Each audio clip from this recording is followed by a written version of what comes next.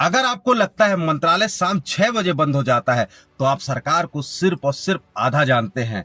दिन में भले ही मंत्रालय दफ्तर होता है, लेकिन शाम होते होते कई कहानियां पैदा हो जाती हैं।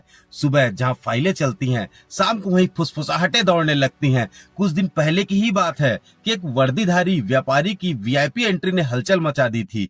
मामला अभी ठंडा भी नहीं पड़ा था कि गलियारों ने एक नई कहानी सुनाई देने लग गई है। कहा जा रहा है कि जैसे ही घड़ी 6 बजाती है, मंत्रालय सोता नहीं है, जाग जाता है।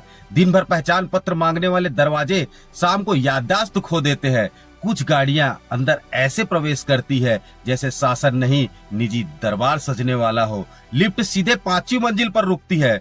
वहीं जहां एक साहब बैठते हैं, कद में छोटे हैं, लेकिन कुर्सी इतनी ऊंची है कि नीचे खड़े सवाल दिखाई ही नहीं देते, या शायद दिखाई देते हैं पर देखने की जल्दी नहीं होती। मुलाकातें आधिकारिक नहीं कहलाती, लेकिन चर्चा बेहद गंभीर होती है। फाइलें कम चलती हैं और फुसफुसाहटें ज्यादा सुनाई देती हैं।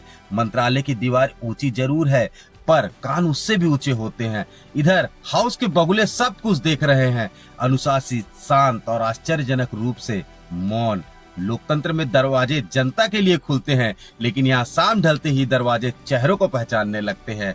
सवाल ये नहीं कि कौन आया है या कौन नहीं, सवाल यह है कि आने की आखिर जरूरत क्यों पड़ी। जब मंत्रालय शाम को गुलजार होने लगे तो समझ लिए शासन फाइलों से नहीं, परछाइयों से चल रहा है। और सत्ता का सबसे बड़ा भ्रम यही होता है कि खबर बाहर नहीं जाएगी, मगर मंत्रालय की हवा कुछ और ही कह रही है। दीवारें चाहे चुप रहे, इतिहास सब कुछ लिख रहा है, सब कुछ नोट कर रहा है। बाकी शाम अभी बाकी है दोस्तों।